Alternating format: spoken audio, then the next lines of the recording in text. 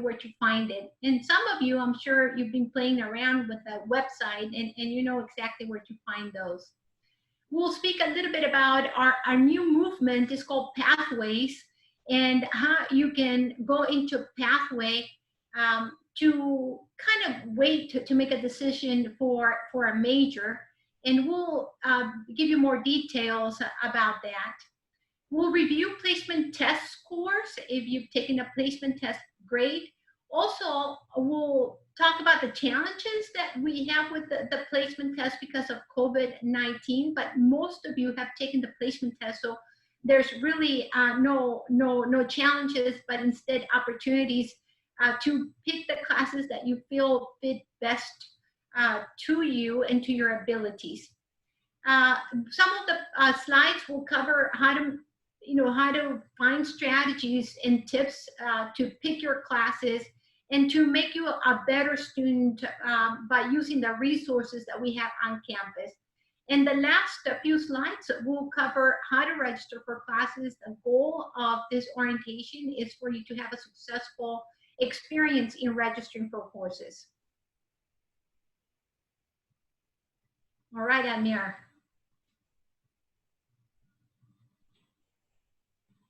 Thank you for getting us started today in Healthcare. And to start us off today, a lot of you are going to be coming from high school and it's going to be your first experience at college. So there's going to be a lot of differences. So to start with, a lot of the learning in high school is done in the classroom. You're there for the majority of the day and you're doing a lot of the work in the classroom.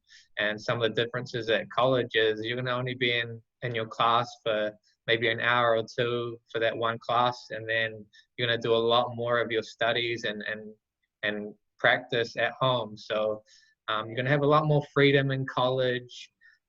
Your teachers, professors aren't going to be keeping tabs on you. It's not high school, you need to be there. This is voluntary. So you're doing this out of your best interest, and it's up to you to apply yourself and come to college and really engage and do a lot of that learning is going to be self-driven. So there's going to be a few differences in high school you'll notice along the way, but a lot of people pick it up pretty quickly and enjoy that freedom and really find that drive for learning. And I think a lot of great opportunity to be successful, and it's great. And there's plenty of differences. One of the main differences as well when we start looking at college at university is going to be the cost. So at universities, colleges, you can do bachelor's degrees at a college. At a university, you can do a bachelor's degree and go on to do a master's degree and even higher up the ladder as well. So there's a lot of differences.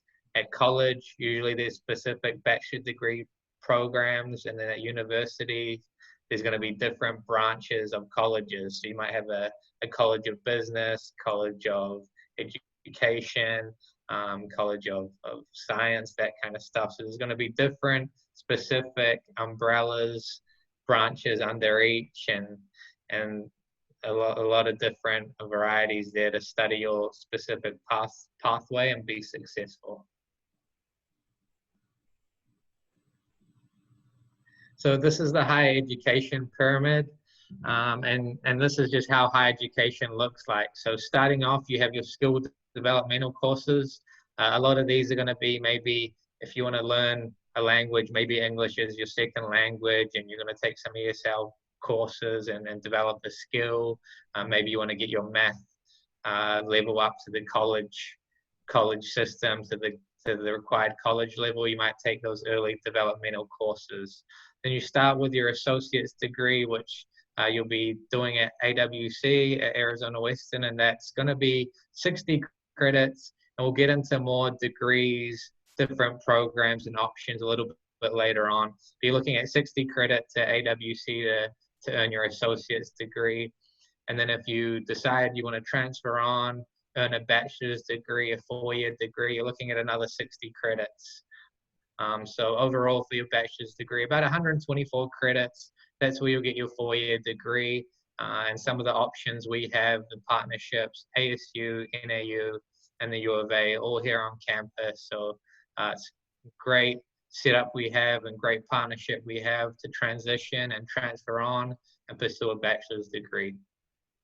If you still want to keep learning, keep studying, you have the option after your bachelor's degree to look at master's degree programs. That's going to be an additional 30 credits to 60 credits. So another probably 2 years on top of your bachelor's degree.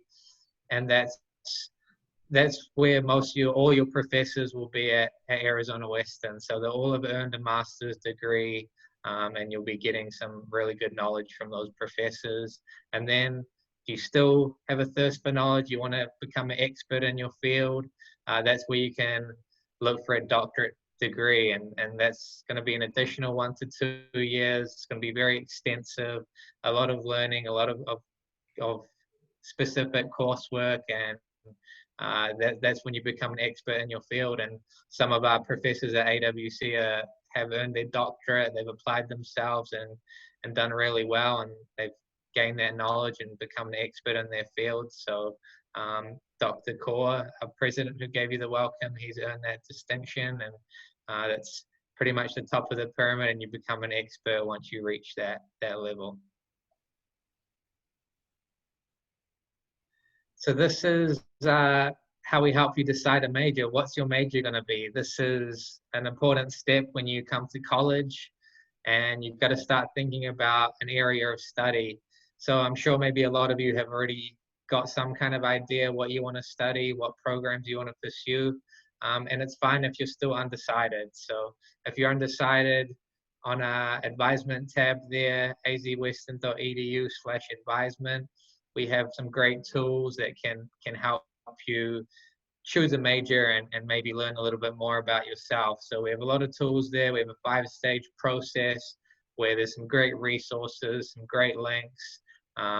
One of those include a personality test that can link some programs to your personality. So if you're someone who's a more creative person, you might find majors that are more suited to your personality.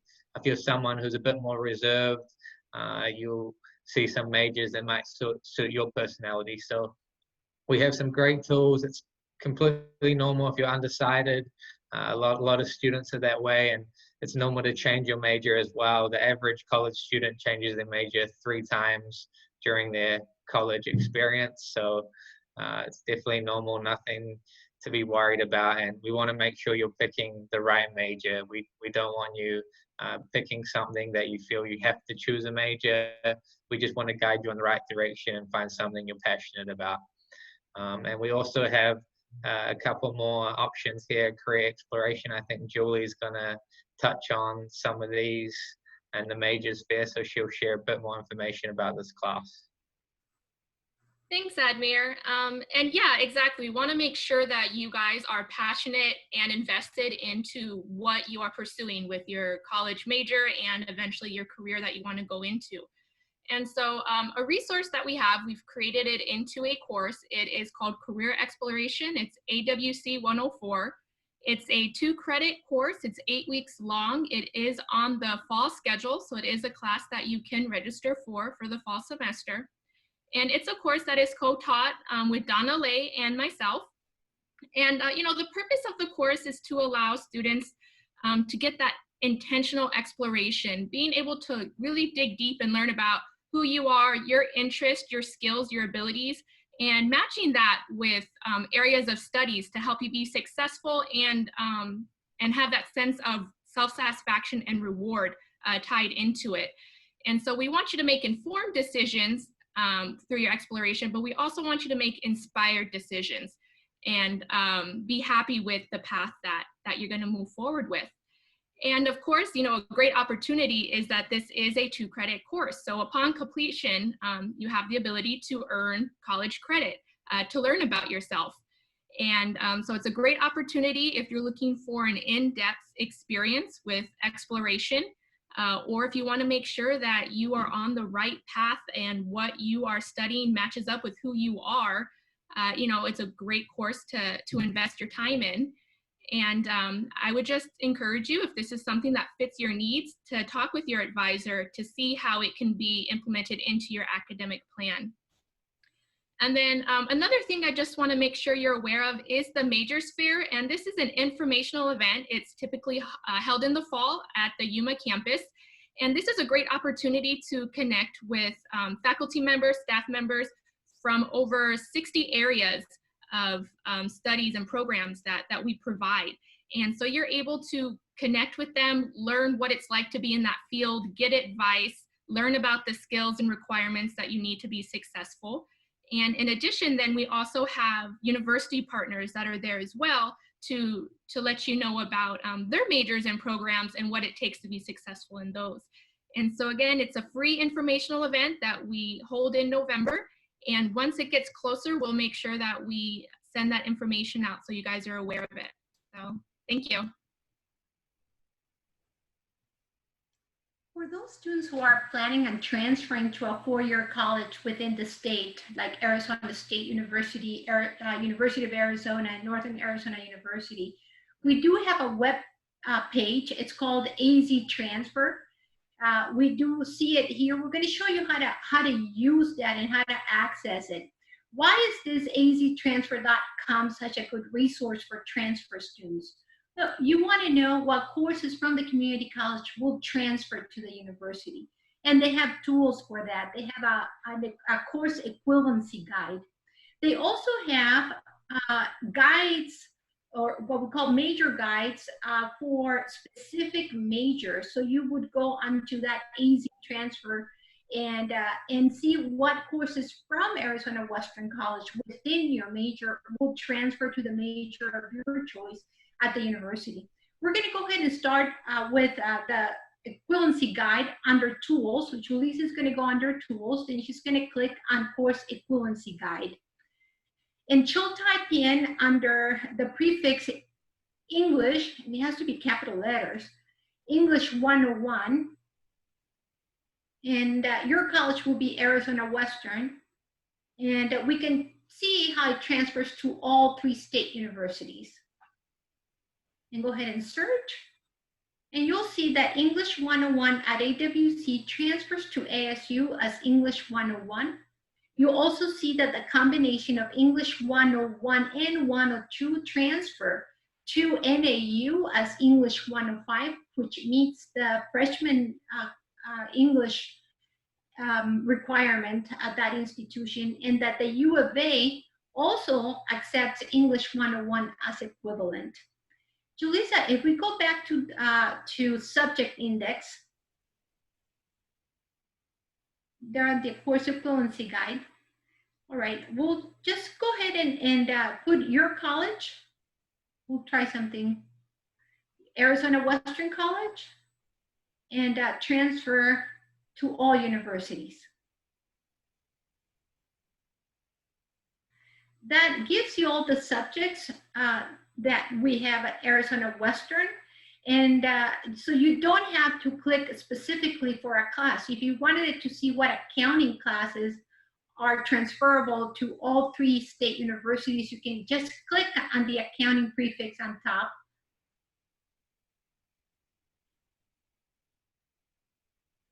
And you could see that Accounting 100 is an elective at ASU, at NAU, and at the U of A. If you're a business major, you're going to see that the Accounting 211, a little down, the Accounting 211 transfers to ASU as Accounting 231, NAU 255, and to the U of A as Accounting 200, which are equivalent courses and requirements towards their business degree. There's another function that we have within aztransfer.com. Under tools, you'll find majors and degrees.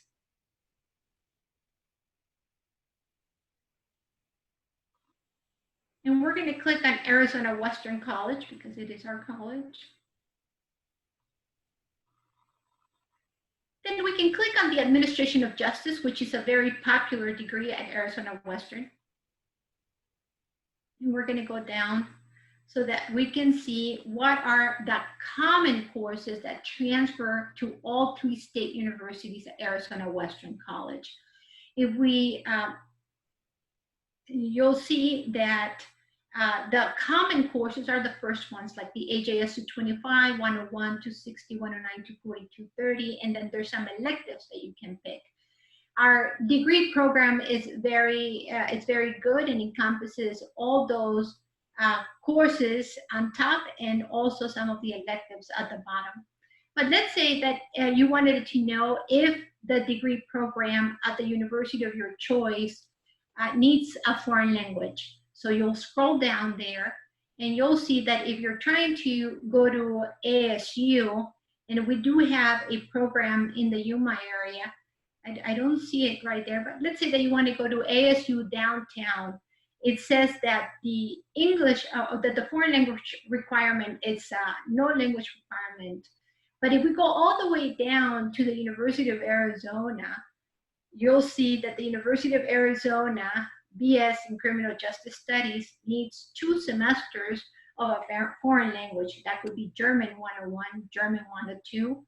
Many students do take the Spanish 101, 102. Some students decide to take that CLEP in Spanish, C-L-E-P, CLEP. It's very popular at Arizona Western. If you're a native Spanish speaker and you pass it, you can get credit for Spanish 101, 102, 201, and 202. Just a little plug in there.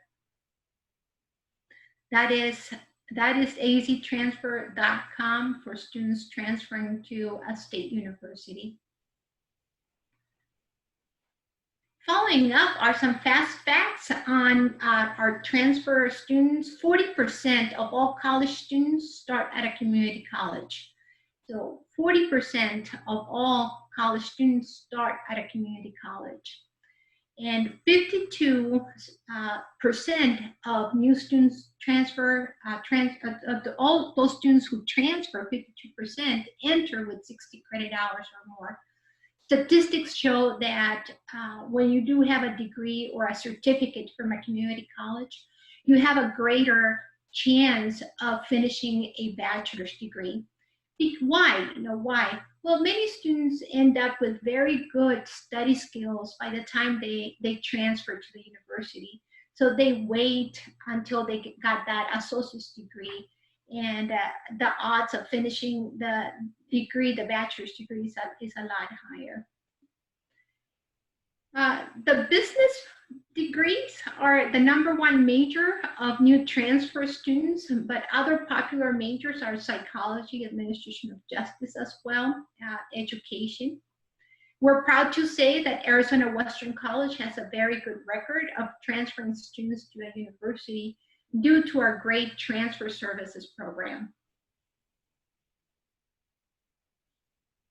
Admir.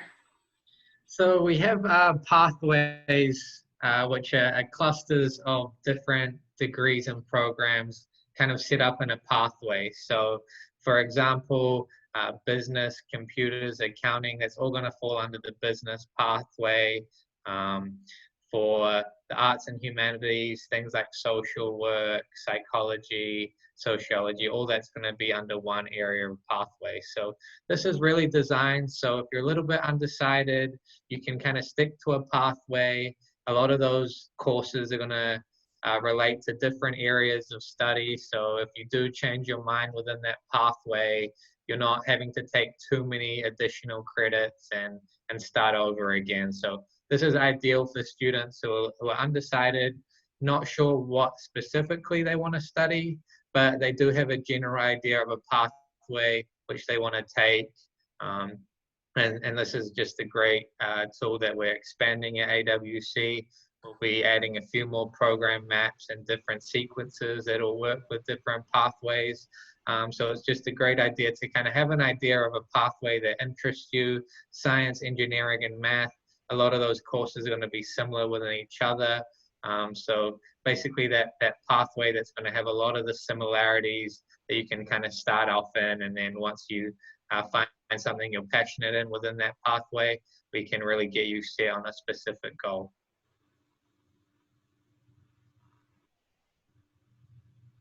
And now we have how our programs, degree certificates kind of look like at AWC. So we've talked a little bit about transferring. So the degrees you want to pursue are the transfer degrees, and those are going to be your associates in arts, associate in science, and your associate in business. So these are designed to transfer to the four-year schools, especially the in-state universities we've talked about. So if you do plan on pursuing a bachelor's degree, that's where you want to start off in. And we also have career and occupational degrees. These are going to be your associate in applied science programs. So a lot of these are designed for you to gain more specific knowledge. After you get your associates in applied science, you can hit the workforce right away, look for a job, and you're earning more specific credits. You're learning a bit more practical, hands-on knowledge, and that's going to have less general education. So that's really designed for you to hit the workforce and earn some good practical skills. Then we have certificates. These are going to be shorter programs, definitely for more specific skills. And a lot of the time, this will give you maybe a short certificate that you've some practical knowledge again, maybe upgrade some existing skills you have. Some examples of this, maybe you're already employed and your employer might say, earn the certificate and you might gain a pay raise. So that's something that a certificate's really beneficial for as well. And Halika, do you want to touch on some of these admission required programs we have? Sure. And Lee, if you're there, you can also jump in, Lee.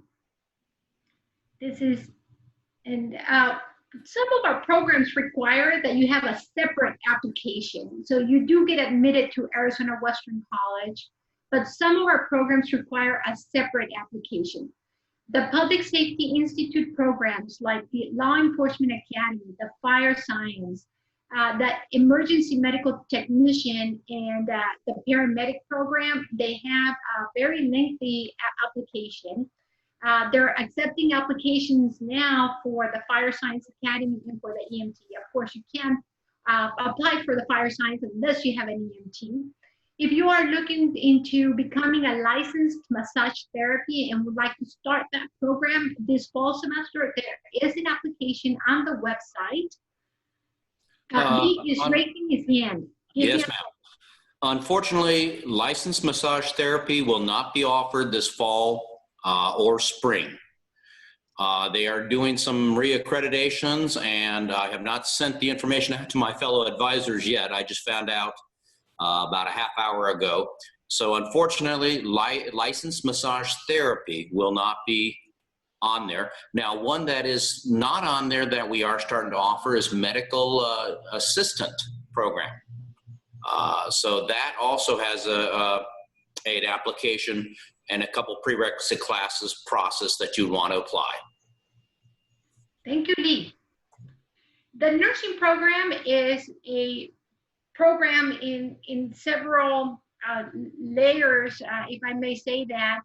The nursing assistant program is a prerequisite for our nursing degree. It does have a simple application, but it's separate from the general admissions. You can find that information under the nursing website, which is very complete. The medical assistant program, just like Lee was saying, also needs a separate application. And the RN program has several prerequisites before applying to the program, and you would want to read more about it. The X-ray program is a strong degree that we have here at Arizona Western, and they accept the applications every spring semester if you have finished the prerequisites.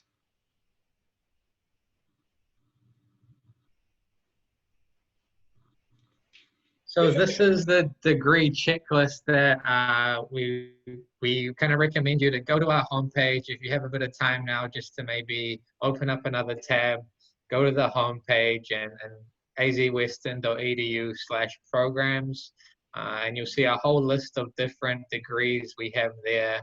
The one we're going to use as an example right here is just the business degree. So this is the transfer degree we've talked about, the A-BUS. So this is designed to transfer onto the bachelor's degree level.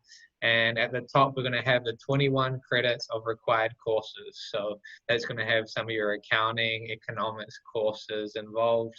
And then when you go down the line, there's a little 3-credit block there for a department elective. So anything with those prefixes, you can take one class there that'll fulfill that requirement. And then we go down to the general education portion. So you'll hear us mention the word AGET here throughout the presentation, and that's going to be Arizona General Education Curriculum. So that's going to be your 35 credits of general education, which involves your English, your math, arts and humanities, social behavioral sciences, and then your physical sciences. There's also some additional courses involved, and for specific degrees like this one, we have math requirement might be a little bit different for business and science, and here the additional courses we want some computer knowledge to be gained as well. So this is just one example of the business degree, how it looks like. And once you pull up the degree and program you want to pursue, you can kind of see the requirements and always use it as a reference.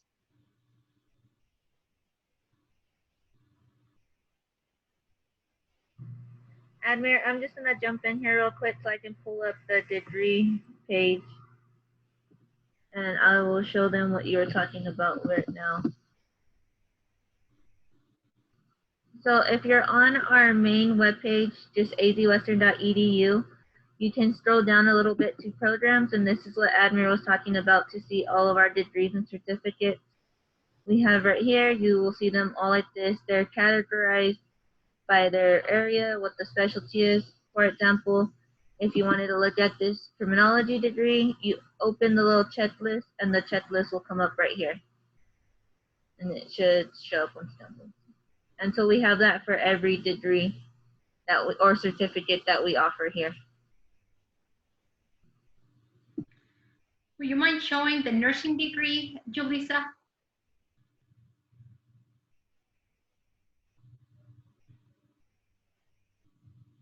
And on that nursing degree, we also have the check sheet, but we also have learn details on the program that will take you straight to the nursing program.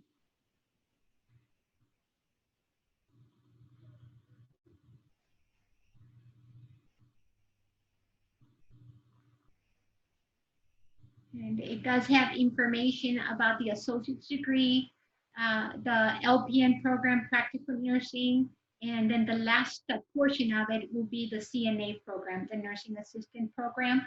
It has tabs at the bottom there. It has tabs. The tab that I like to use quite a bit for that program is program documents for those who are interested in that CNA program. But we're building our degrees so that they can all have the additional information for you to connect to a web page to their division and department.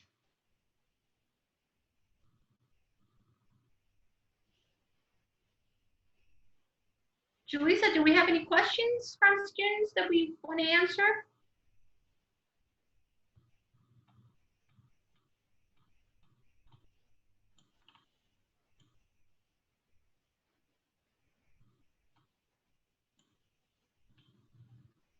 Just with the transfer degrees versus the career programs, with the transfer degrees, there's more general education requirements that you would need to take. And with the career programs, the Associates of Applied Sciences, they have lesser general education requirements in terms of less number of general education requirements. The idea of the vocational degrees, the career programs, is to prepare you for a job, just like the Admir was saying. So we put more emphasis on the major classes rather than the general education requirements. There was a lot of talk back in the day when students would say, well, I'm going for a vocational degree. And then we would say, well, that's not a transfer degree. Well, times have changed, and universities are really targeting those students who are doing career programs to complete bachelor's degrees. And instead of being the bachelor's of science or the bachelor's of arts, which are the traditional degrees, they're calling it bachelor's of applied sciences. So just to let you know that even though you may get into an associate of applied science, which is a non-transferable degree, traditionally you do transfer courses within that degree as well, and you can end up getting a bachelor's degree. Ms. Diaz, Yes. just to let students know, in my own program, air conditioning, I've had 5 of my students hired here locally in the last 3 weeks.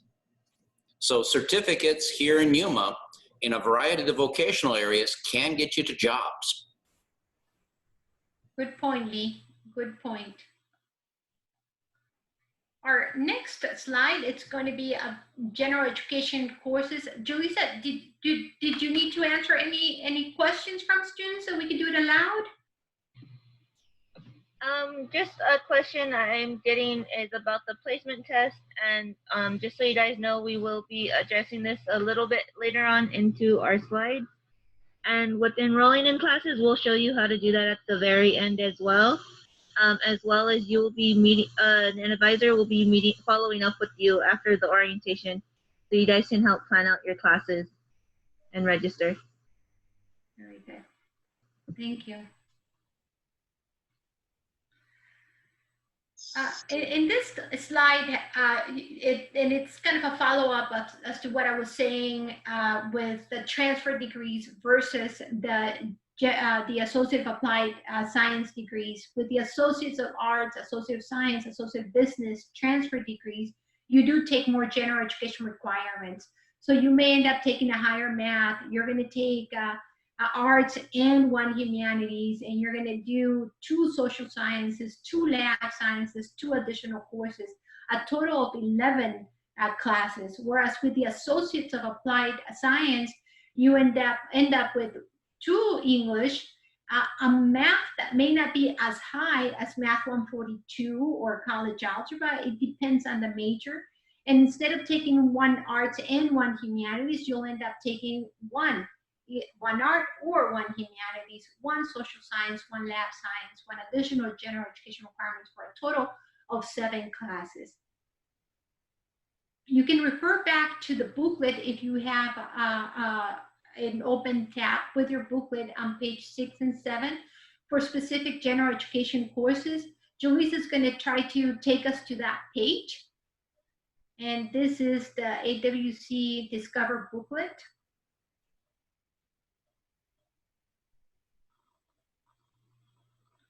There it is. There it is.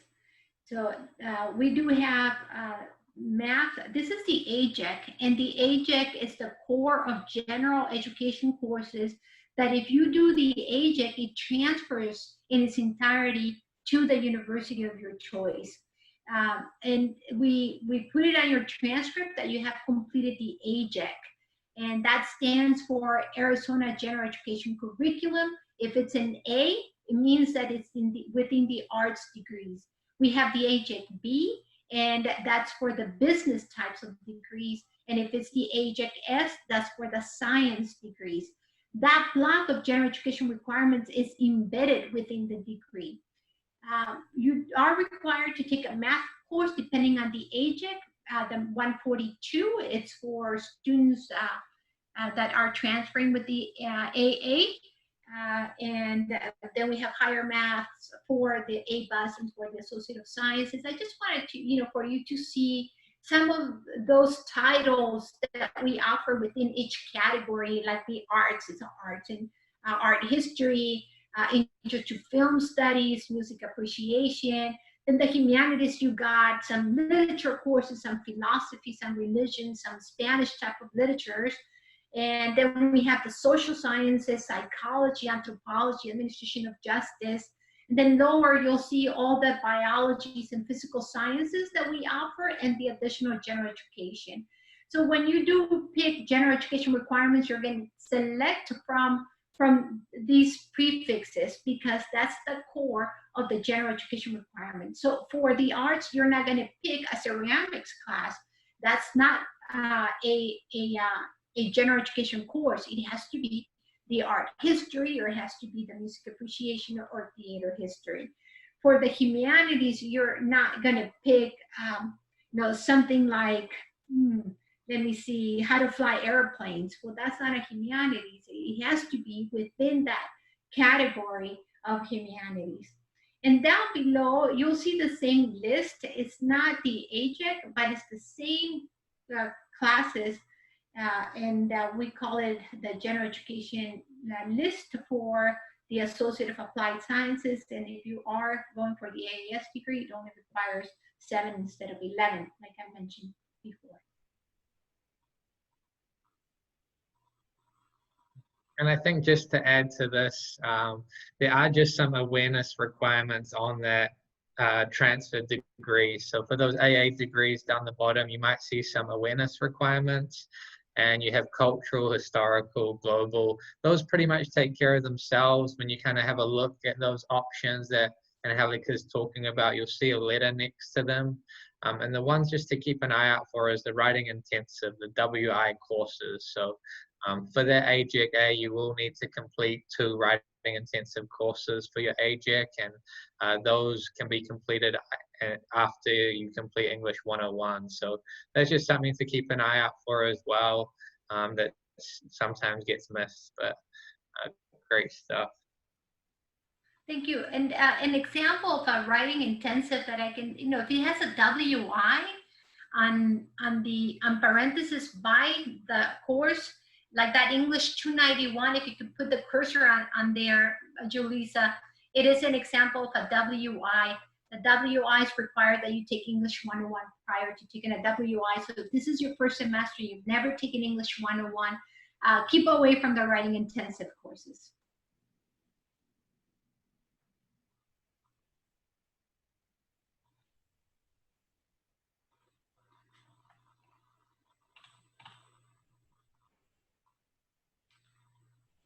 Amir, do you want to tackle that placement test, or? Yeah, I think we can kind of almost do it as a bit of a group, but at the moment, a lot of you have taken placement tests, and we've pre-planned you some classes according to your placement tests. So a lot of you would have placed into maybe English 100, English 101, depending on your score. So the slide we have open kind of breaks down how we place you on these scores in your math and English. And you've all been pre-planned already into English and math for fall semester.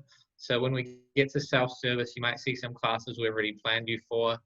Due to COVID-19, they can't do any placement tests at the moment with the whole situation and the CDC rules. So we've kind of suspended placement testing, and you do have the opportunity to self-place. So if you haven't taken any placement tests, I know there's a few of you who haven't taken placement tests yet, you can kind of place yourself into a class that you want. So we just recommend that you're reasonable. We want you to start off positively in your college experience. So we want you to place yourself into something you're confident you'll be successful in, and we don't want you kind of being overwhelmed your first semester at college. We don't want to put you off in too many difficult classes, and at the same time we don't want something too easy for you as well. So kind of use your high school last senior year as a guide if you took some English and math in high school, and we do have some links that will be coming out within the next week or two on the website that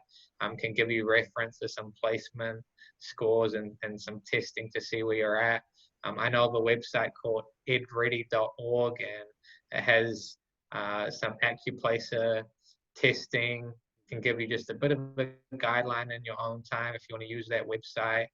You can kind of go in, do an AccuPlacer test for English and math. Julius has just put it in the chat, and you can kind of give yourself a bit of a guideline of where your English level and math level might be at. And I will be coming out with more resources through testing services and the AWC website in the next couple of weeks, so you can kind of have more of a reference to see what works for you and where you can kind of place yourself.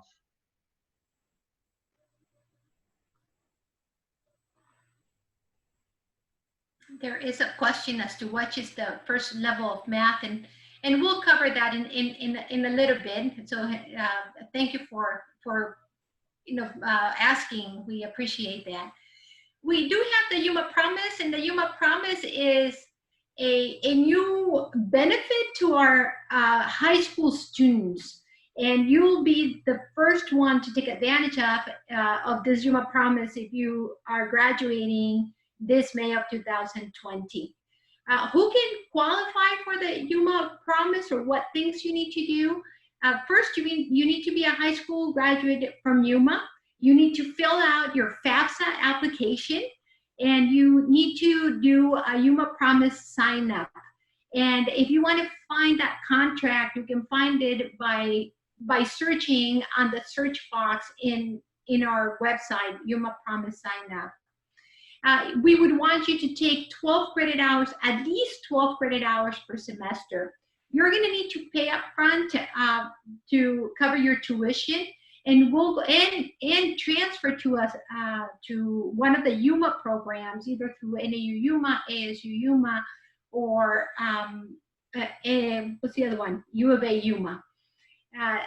You will receive a refund after you have graduated and have the intent to transfer to a university. Your tuition will be reimbursed, but not your books. So it's just your tuition and whatever your FAFSA did not cover. And the idea is that we want you to graduate within 5 semesters.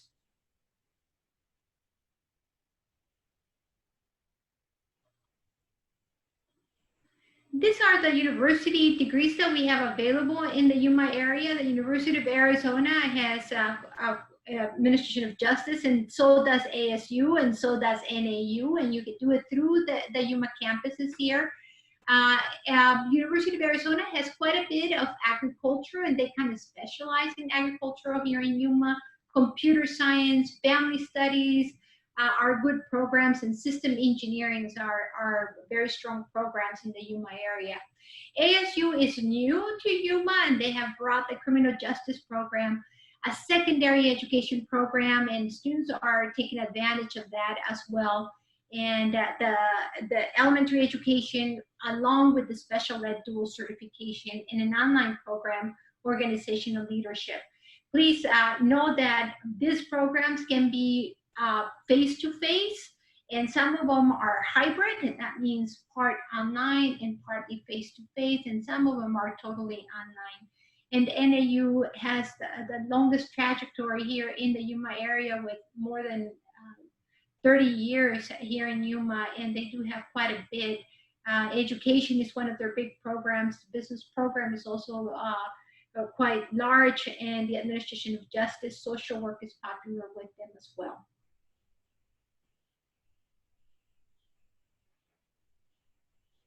Okay, Admir. Yeah, so we have some financial aid, and I think Gillis is answering some questions in the chat as we go, so just keep an eye out for that. But financial aid, hopefully everyone's done their application and can try to get some assistance for classes and get some of that federal grant money to pay for classes. So definitely do all the paperwork. It's a bit of a lengthy process, and you'll want to be in communication with the financial aid department just to get all the required documents turned in, because it does take some time, just so you're on top of things and get everything done before the semester starts. But some of the guidelines for us to keep your financial aid and have financial aid paying for classes, you definitely need to enroll for classes that apply to your program. So, and Halika kind of touched on earlier, if you're in a business class and you're selecting a certain class, some, you know, drone class or something completely different out of that field, that won't be covered from financial aid. So you want to use that program checklist. We can also show you later on self-service, just to make sure you're keeping track of what classes you need to take, and financial aid will pay for those classes that are required for your major. So that's the first thing that you want to take note of. And then once you're registered, you want to be keeping satisfactory standards. So that's going to be a cumulative GPA of 2.0. So that's going to be C's and above. And you also need a completion rate of 75%. and that's cumulative as well. So that's going to take into consideration all of your coursework at AWC. So just make sure you're starting off strong, doing well. If you maybe aren't doing the best in one class, and you might need to take a DF, possibly a withdraw, you know, that's going to hurt your completion rate. So we just need to make sure we're at that 75% completion rate to keep our GPA high, keep our satisfactory standards, so we can have financial aid paying for our classes. And there's just some other things to make note of. You don't want to completely withdraw from all of your classes. That's going to hurt your completion rate, as we talked about, and that's when you might need to start paying back some of your money to the government, because they're giving you money to be successful, pursue higher education, and then you sign up for classes, get some money, you withdraw from everything. You can't just pocket that money. The system doesn't work that way. So if that's the case, you're gonna have to pay some money back, and just avoid those Fs and Ws. And there's an 80 credit maximum. So when you see all those programs that you see are usually around 60 to 64 credits.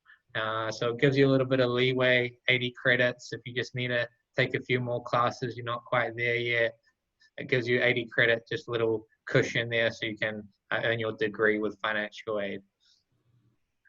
So that's basically it with financial aid, and just want to keep that completion rate and that GPA nice and high, and just classes that in your area of study. So this is some terminology we have as well. So credit hour, you'll hear that, you know, classes are 3 credits, 4 credits. That just means how much time you're going to be spending in the classroom per week. So 3 credit class, you're going to be looking at 3 hours in the classroom per week. Then we have dropping versus withdrawing. So we have a drop add week, which is going to be 2 weeks. If you sign up for a class and within that 2-week window, because of the testing situation, usually it's only 1 week. We've extended it for 2 weeks just so you can get a little bit more familiar with how that class is going to work. If you placed yourself in the correct class, and you have a 2-week window to either add another class or drop that class. So when you do drop that class or add, you know, if you drop that class, it's going to be, you know, no harm, no payment. It's like no record that you were in that class. So you have a 2-week window to do that and no problems. But if you stay in that class after that 2-week window, now you've taken a seat in that class, you're officially in that class, and let's say a month or 2 later, you're thinking, hey, you know, this class isn't really for me. I'm not doing well. I've got an F right now. I can't get my grade up. I'm not going to be able to pass the class. You have the option to withdraw. So we talked about in financial aid, withdrawing, that will hurt your completion rate, and you'll have a W on your transcript, but it won't affect your GPA. So sometimes it's better to take that withdrawal. If you're not going to pass the class, if you're going to earn a D or an F, sometimes it's better, let's withdraw this class, let's do it again at a later point, and it won't hurt our GPA. You don't have too many of those in your transcripts. The odd one here and there for certain issues, maybe not too bad, but you don't want to have a habit of withdrawing from too many classes, because you still need to pay for that class if you withdraw. Then we have prerequisites and co-requisites. We talked about certain prerequisites earlier with writing intensive courses. So for writing intensive, you need to complete English 101. And then there'll be a lot of prerequisites required for certain courses. Certain sciences will have some prerequisites. A lot of the you know, nursing courses, biologies, you need to follow a sequence and that kind of stuff. So we also have co-requisites as well. That ties in. That means you need to take the classes at the same time. So a lot of that coursework ties into each other. You're earning a lot of the knowledge goes hand in hand. So you'll need to take those courses the same semester. So that's a co-requisite. And we just have some of our semesters, fall, spring, the traditional semesters. And we also have winter and summer sessions, which offer some classes. That's all out on the schedule at the moment. So you can see some summer, winter sessions already. See if you need to add a couple classes in those periods just to help you along your graduation timeline. Then we have catalog year. So everyone who's going to be an incoming freshman will be in the 2020-2021 catalog year. And that just means you need to follow those guidelines and requirements. So sometimes each catalog year, some requirements might change, some different, a class might be writing intensive, it might not be from catalog year. So you just want to be following those guidelines of the catalog year that you've started off in. Then we have FERPA, Family Educational Rights and Privacy Act. So everyone attending college has privacy. It's your right, and we can't share your information. We can't share your grades, your financial status, any of that with anyone without your consent. So you have that right to privacy. A lot of the times we might get phone calls from parents asking, how's my kid doing in this class or that class, but we just can't disclose that information unless you have signed a FERPA waiver. And you can do that through admissions if you talk with your parents and or a spouse, and you want to give them the right to have a look at your educational plan and your grades. You can give them that right, and then they'll be able to get some insight into your education. But if you don't want to, completely your right, and it's all up to you. So these are just some tips for planning for success. For your academics, you really want to talk to your instructors, introduce yourself, be engaged in class. So we talked about earlier, one of the differences, it's voluntary to come to college. So this is all on your own time. So make sure you're engaged. You're really in the classroom asking questions, being involved, and it's a good thing just to be having that relationship with your professor. We have the Success Center at AWC, which is a great resource that we have. We offer free tutoring. So if you're struggling with a class, make sure you can get to that Success Center nice and early to bump up your grade and really do well. It sets you up for success. Even now with COVID-19, they've transitioned into online tutoring. So if you're taking an online class, you can still get some tutoring, even though we can't do it with the CDC guidelines face-to-face at the moment. There's still great resources that they've transitioned into, and you can get some online tutoring as well. Just one of the main things is time management, very important as you get to your academics. You always want to be showing up on time, not being late. You don't want to kind of get a reputation with your professor for the person who's coming in late, and you want to be making sure you're handing in all your assignments at the right time and just not getting behind, so you get off to a positive start and build those positive habits as well. Textbooks can be quite expensive, so if you are paying for textbooks, make sure you get the knowledge out of them. Don't have them collect dust in the corner of your room or anything. Make sure you're reading the assignments that are assigned.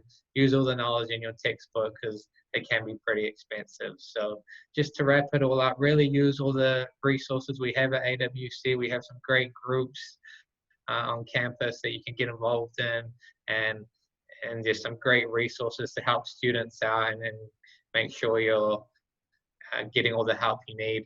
There's a lot of groups and clubs on campus.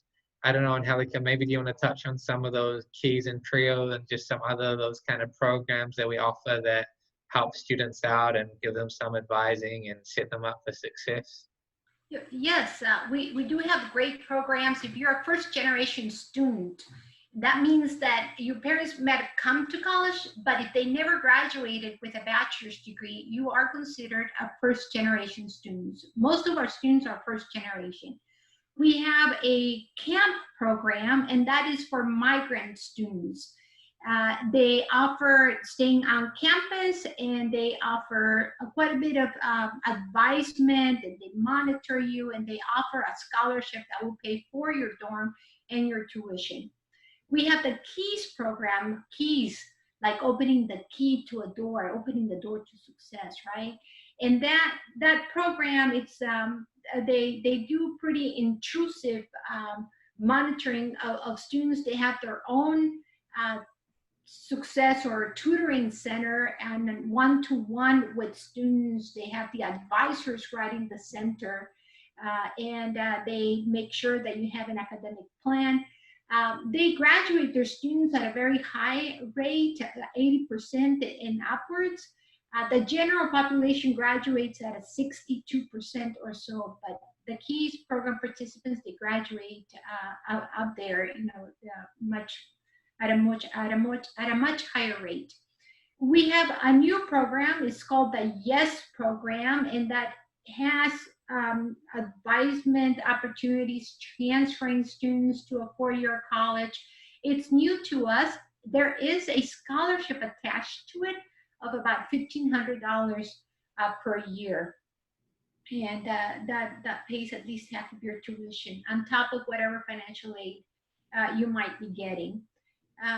Other resources that we have on campus would be to work on campus, and those are limited, but they're available. We have the financial aid office that's open all the time. Clubs, over 50 clubs on campus. Personally, I'm the advisor for the Native American Club, but there are many types of clubs. If we don't have the club of your choice, you make your own. It's that great. You just need 3 people in that would be interested in joining your club, and you have a club. We have wonderful sporting events. Admir, right? We have wonderful sporting events. Yeah, absolutely.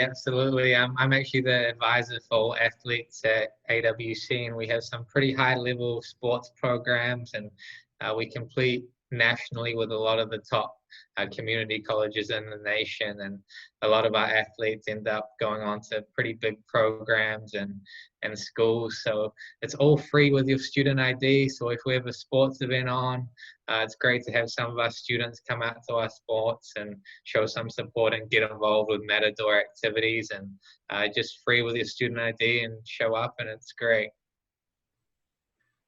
And we have Jobs for Matadors. If you're looking for a job, sign up to Jobs for Matadors.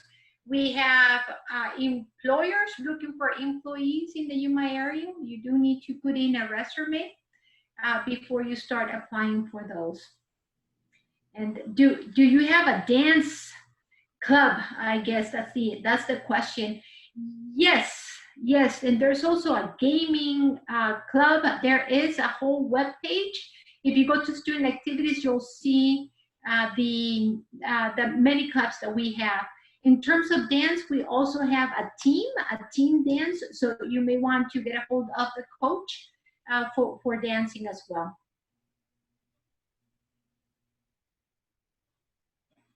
So this is just some more information and things to consider for creating your schedule.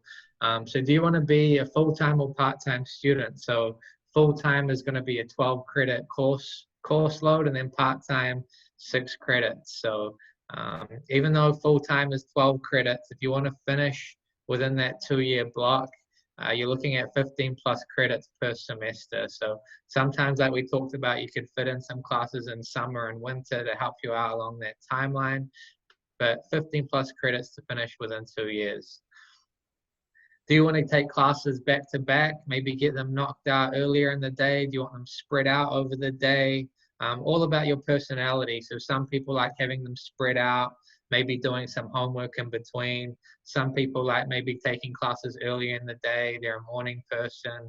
So just whatever works for you. And you want to create a realistic schedule. So if you have family obligations, work obligations, just make sure you're creating a schedule that's going to set you up for success and you're not too overwhelmed. So you can get all your study time in. A good general rule is for 1 credit hour you take, you do 2 hours of study. So for every 3 credit class, if you're studying 6 hours at home, you'll definitely be successful and do well. So that's a great general rule to follow that will set you up for success. You definitely want to take a course in your area of your study. We've talked about that for financial aid implications. And just so you're on track and not wasting time, gets you to your completion of your degree a lot quicker if you're focused using that degree checklist that we've shown you and staying within your area of study. So just C's or better are what's considered for graduation. So you want to do the best you can, aim for the highest GPA possible. So C's or better will qualify you for graduation.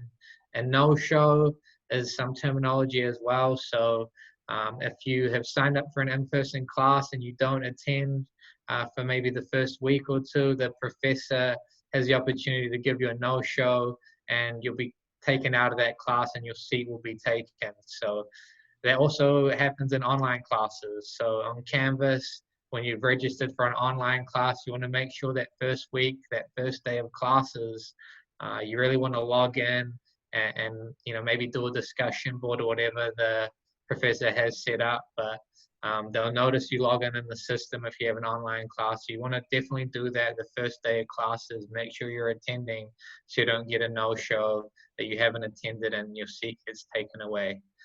So just drop in add week. We talked about that already a little bit.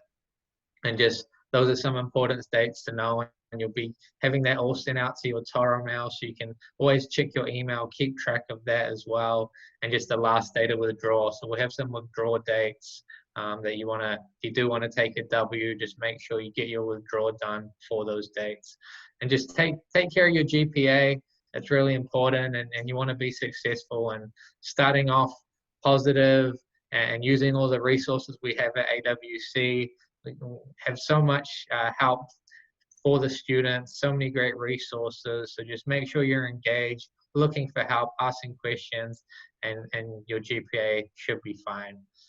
And then lastly, here on this slide, we have in-person or online classes. So we're in a bit of a transition period with COVID-19, and a lot of our summer courses have all gone online, and we'll have some more information a little bit later on in terms of the fall semester. But you got to start thinking about online classes in person. What suits your personality? Online, are you going to push yourself to log in, do the work in your own time? You might not have a specific time you need to show up and log in, but are you going to push yourself to log in, get those assignments done weekly and in person? Maybe I recommend doing math classes in person. You're going to be learning formulas, learning how to do certain equations. In person, that learning with the professor, we can ask those real-time questions and just think about what's going to suit you and set you up for success. Admir, if I may capitalize on taking 15 credit hours, if you wanted to graduate in 2 years, you do need 15 credit hours per semester. That's about 5 classes, which means that you probably need to study anywhere from 20 to 30 hours a week, just reading assignments and doing homework. That doesn't include attending class. That's on top of attending class. But if you do take 15 credit hours per semester, you'll graduate in 2 years from Arizona Western College. If you feel that, my goodness, I don't want to take 15 credit hours, well, you can and still be full-time. The minimum full-time is 12 credit hours, as we covered in another slide.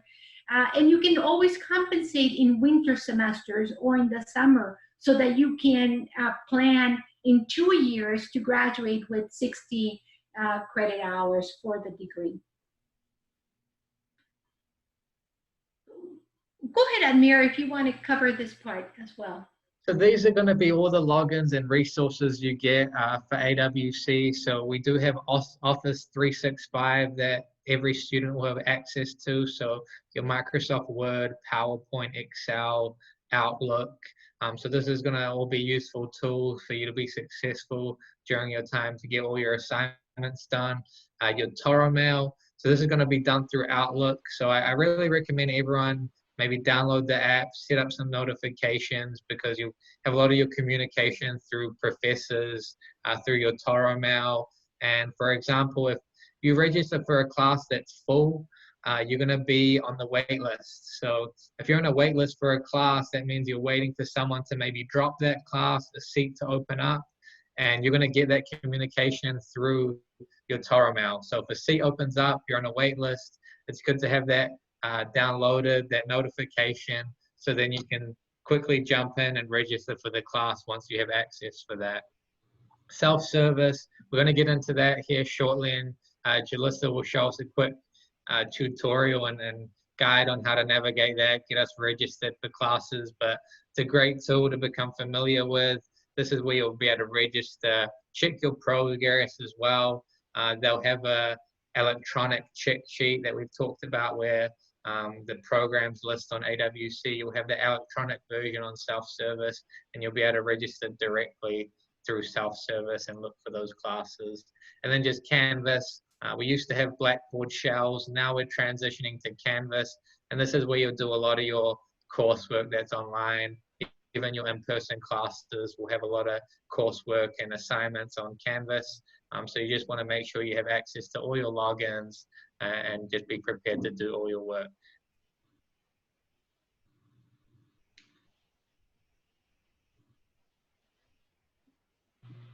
Okay, so now I'm gonna go ahead and I'll take you guys to the self-service login page.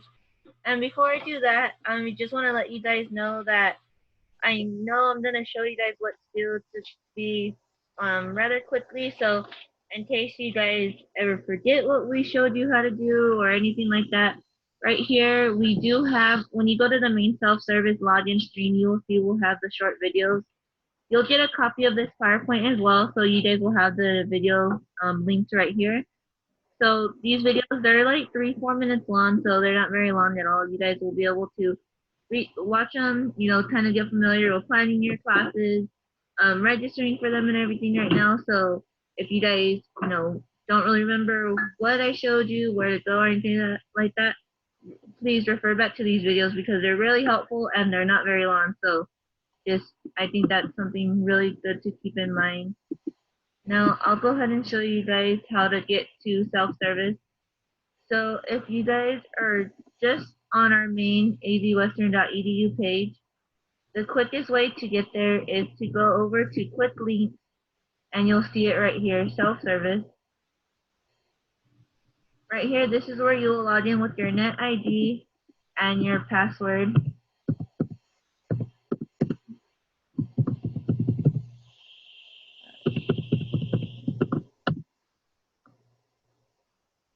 Okay, so when you guys log in, it'll look something like this. So next, if you want to start to plan out your classes, you'll go over to student planning. And with whatever program certificate you might have that you chose when you were applying, if you go to view my progress, it will load up and show you. It's really like that program sheet that we showed you before that you can get off of the degrees and certificates page, but it's in an online format right here. So you would be able to see how many credits you have taken, your progress, and everything like that. And so you can see the classes right here that you'll need, you know, like for example, this one's a psychology degree. And so you will see, you know, your AJET courses, your English, your math. And don't worry, it's for a lot of these, it's not really all of these courses you need to take, but it'll tell you complete the course. Or for example, like the arts and humanities, you choose one of these classes. So stuff like that, so you don't always, you know, get thrown off that you have to take all of these. For the most part, you just choose one from each section. Going back to the home area, when you go to student planning, go to plan and schedule. This is where you can start to look up courses or see what classes you have planned for the semesters that are coming up, anything like that. The timeline, if you click on this, it will show you classes that you have taken in the past, maybe classes you plan to take in the future. You can move classes around in this area as well. Say you wanted to take English 101 in the fall, but you are going to take it in the spring instead. If you have this course planned here, you can just drag it over and I'll show you guys how to do that. Advising, this is where you can write a note if you want to ask something of one of your advisors. You know, you can see notes from your advisor. If you're well into your program already and you want to get a review to see any feedback from one of your advisors to see what's going on, if you're missing anything, you can request a review right here, and it'll be sent to the advisors, and we can go ahead and look at that. And then the advisor will review the plan. They will write a note right here for you, and then you'll get an email back saying, your plan has been reviewed. Go ahead and log into self-service to see any notes. And the petitions and waivers is in case there's a class that you can't register for because you need the instructor approval. Petitions, they'll be in here so you can see that the instructor approved it or anything else that you might need. So going back to planning your classes, let's say, for example, you knew you wanted to take English 101. Type in English ENG 101, so it'll always be the prefix and then the course number. And you can search for courses like this, doing it that way, or if you go back to the, let me see right here with home, student planning, if you go to your progress in that area I was showing you a little bit ago, you will see that, let's see, for the sections with the courses, you can always hit search. So it would pull up the English 1 and English 102 courses that, we offer that you need. And as I was saying before, you can do the adding to your course plan. So if you knew you wanted to do this in the fall, add to course plan, and say you knew you want to do English 101 in the fall, English 102 in the spring, you can, again, just add it to your course plan. Or I did the wrong one. Oh yeah, and add to course plan. So now in order to choose the section that you want to take, for example, if you want to take it online, in person, you would go ahead and open view available sections. My suggestion to everyone is when you're doing this, go ahead and filter by the semester. As you'll see, we have a bunch of different semesters up. This is to help you guys better plan for the future. But, if you're trying to pick for just this semester, I say go ahead and pick, the semester you're currently in. So now it's filtered to fall. And you can see the available section for English 101 in the fall. You can also filter it by location if you want to do it online, and Yuma, Welton, Parker, San Luis. You can filter all of that as well. Even days of the week, times, instructors. We have 12-week, 8-week sessions and the 16-week sessions are from August to December. The 12-week are in September to December, and then we have the 8-week, which are August to October, and then October to December. So if you were to see a class you wanted to register for, let's say this one, there's 2 seats, you would do add section. So now this is going to add the section of the class and not just, how we had planned for English 101. This actually includes the one that has the day and the times that you're meeting. In this as well, you'll see any prerequisites, English 100 or appropriate testing, placement test scores. You might still run into this, little error message. This is something our admissions and registration department is currently working on. So with the placement test and everything like that, hopefully you'll be able to register on your own. So see how it says it's been planned on your schedule. So if you go back to your progress, you'll see it already planned out, and it'll say the semester you have planned. So you'll see it's in yellow because it's planned. And if you go down here, it's planned. And you'll see you have the 102 plan and what semesters. Now to see the, student planning, to see the plan and schedule, to see it on like the calendar view, you'll see it. Let me go to the fall. So you'll see it right here, and it will show up right here when your class is, when it takes place. If you are signed up for any online classes, they'll just show up right here at the bottom since there's no date or time for meetings.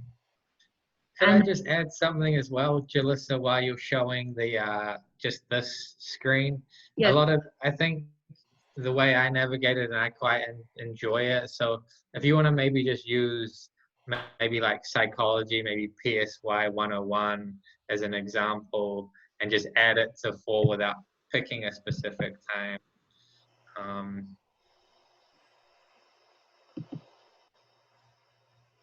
And then you have the idea that, oh, I want to take it in fall, I'm going to add it to my plan. And once you go back to that course plan for the fall, I kind of sometimes like adding all my classes this way, and then you can kind of go down and click on the view other sections for psychology. And then you'll see them kind of pop up on the calendar. You'll see what days they can work with on the schedule. And then you can also use the filters that Jalissa was talking about on the filter sections there at the top. And then you can start filtering out location, days, that kind of thing. So if you want to pick any random one from there, Jalissa, you can.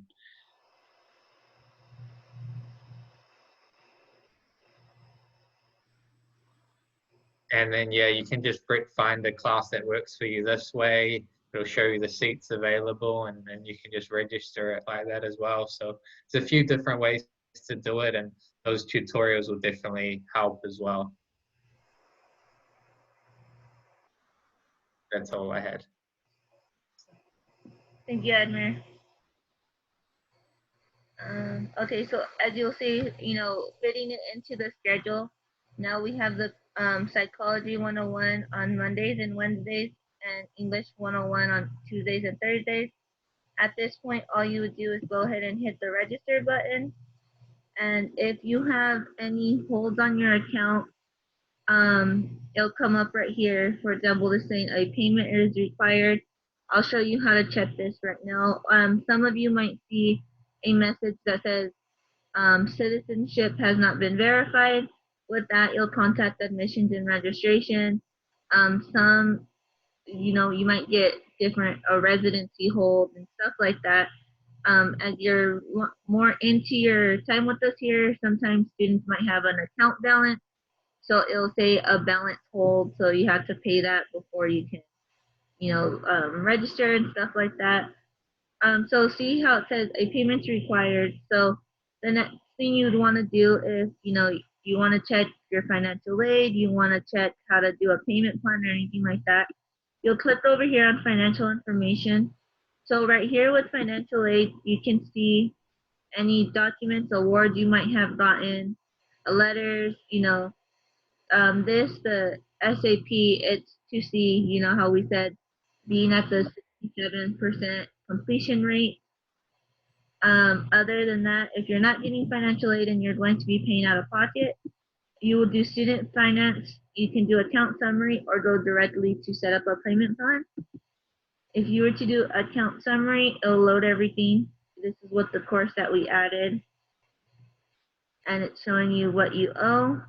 So you can do make a payment, or you can go over here and do payment plan. When you do this, it will also it'll prompt you to go to a new window, and when you do that, it'll take you to our third party that sets up our payment plan for us, and then you'll just you'll start it right here and figuring it all out. Let me move this.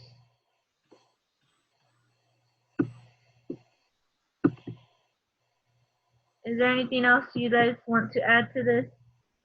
I know we have some questions I need to read.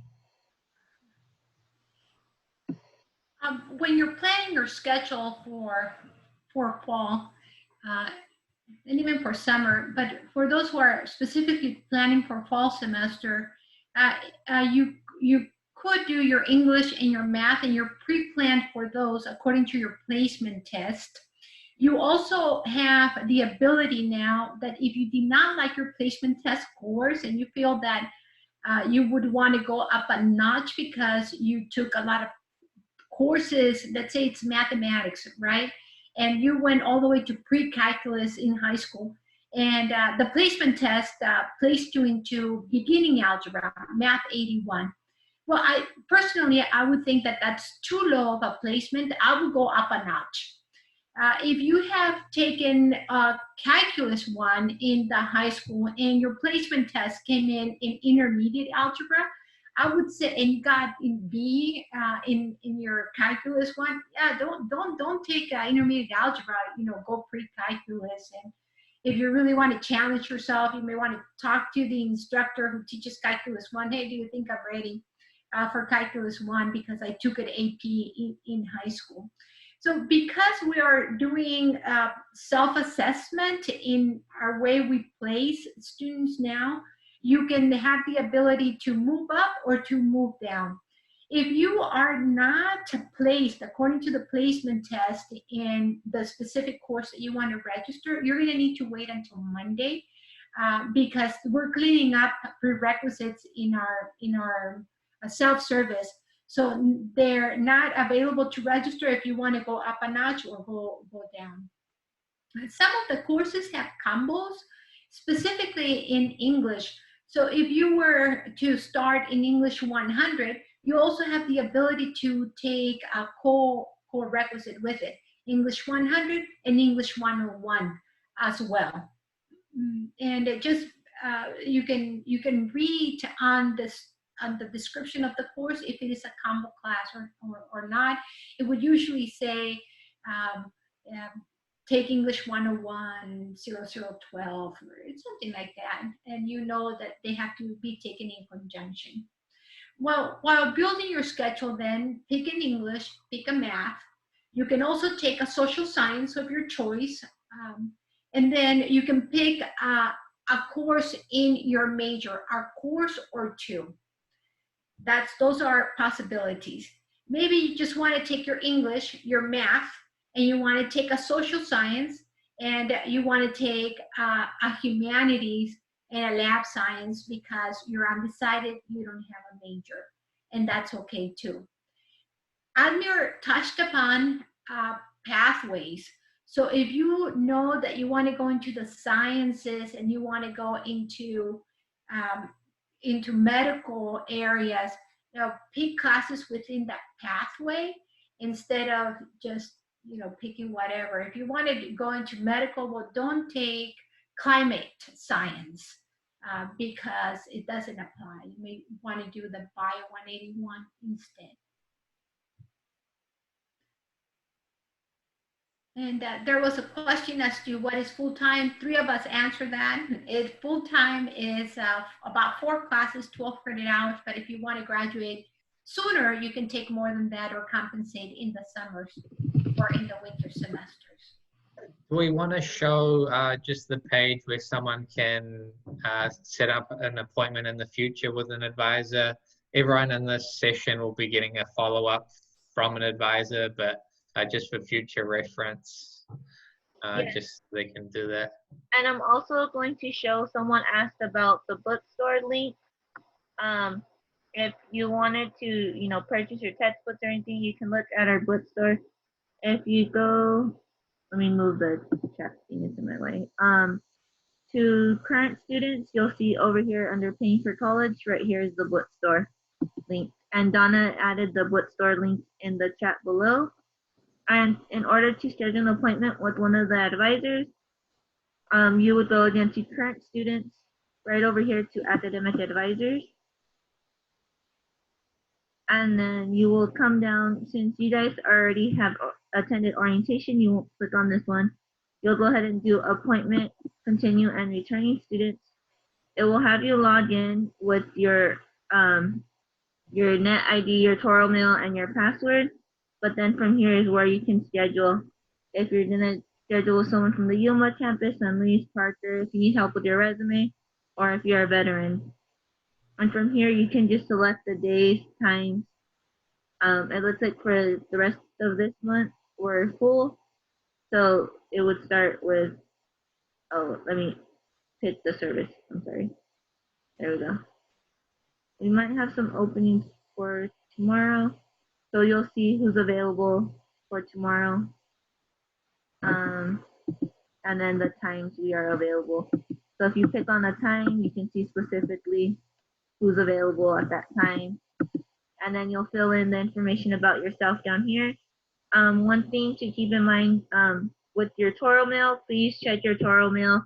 This will be the main source of communication that, you know, your professors, your advisors, admissions, anyone will, if they're trying to get in contact with you via email, it will be through your Toro mail and not a personal email account. And if you can briefly describe what you need help with, this will help the advisors better prepare for your meeting with them. And then you would just hit book right here.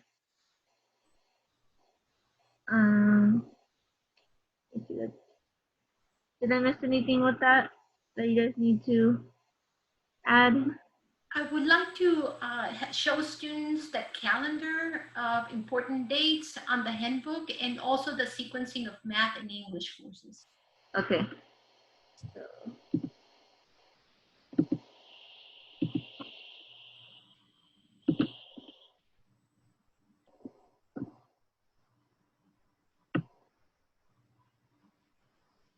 Just for students to know that we do have 3 advisors who will be contacting you to make sure that your classes are well set and registered. Donna, do you want to say something? Well, no, I was just going to say, I know we have been already received, anyone who attended today will be scheduled with a follow-up appointment by one of the advisors. So don't fret. We will be calling you in the next couple of days. I know I have several on my calendar, as well as I believe Yolanda, and I don't know who else was. There's a couple other advisors that are going to be calling too, or sending emails as follow-up.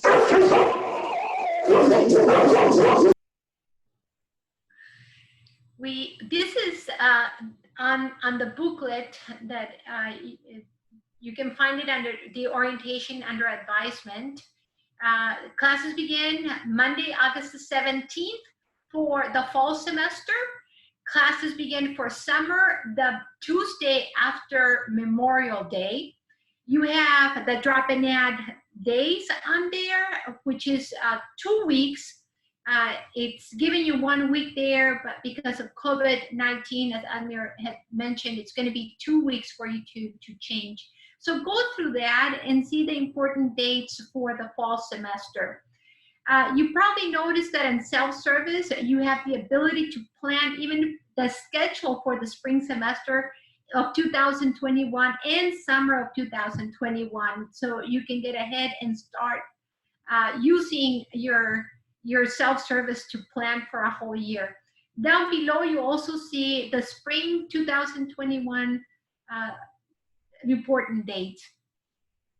Now we're going to scroll down all the way to the sequencing of math and English classes. Real quick, we just had a question. When does classes begin for the fall? It's Monday, August 17th.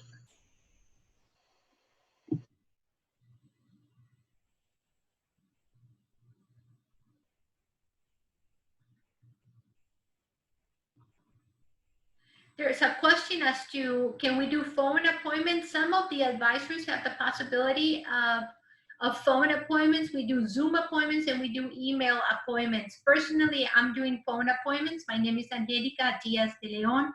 Donna is also setting, has a phone and she's doing phone appointments as well. And we can always use Zoom just through your phone as well. You can call in through your phone. You don't necessarily have to have access to a laptop or a computer. So if you select Zoom, we'll send you the invite with the option just to dial in, and we can communicate that way as well. Very good, thank you. The Math 71 is the essentials of math. That's the basic math that we have.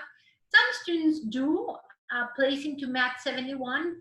And that's usually your math from junior high school. It does have division and multiplication and some beginning algebra, fractions and so forth.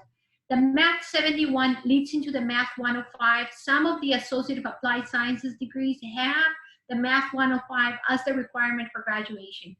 Other Associate of Applied Sciences may have a higher math. The Math 105 is a terminal math. So that means you can't go any higher. If your degree requires that you go into college algebra, that you need college algebra, that you need Math 142, don't start with Math 105. Instead, start either with Math 81, 121, college algebra, or the Math 142, depending on your degree. If it is the Associate of Arts, that's the second line there. You can go, you can start with the college algebra or the Math 142 if your math skills are pretty strong. If not, you can go into more basic math like Math 81, beginning algebra, or the intermediate algebra. For business degrees, the and math,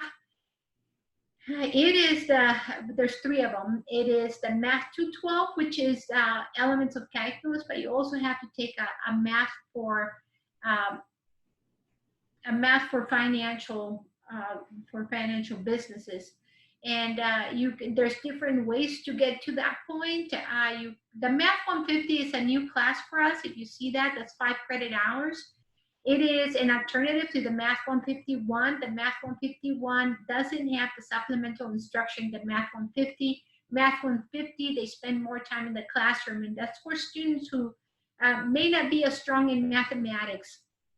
And then we have the elementary education majors, and they go all the way to Math 135. You don't see that in those transfer degrees, there's no Math 105. So it's never a good idea that if you're transferring or that you have a college algebra or Math 142 requirement in your degree, that you don't take Math 105. You go through the algebra routes instead, or the Math 142 for elementary algebra. For the business majors, don't take anything but algebra. That's the only thing that it's going to get you to your end result. And then we have the sciences down a little down below, and that requires at least calculus 1. But if you're going to go engineering, you're going to have to do quite a bit of math, calculus 1, 2, 3, and differential equations. Somebody was asking how to sequence your courses, and that will give you some idea. But an advisor will definitely be the right person if you have any questions. If it's confusing for you, your advisor will let you know which math class you need to start out with.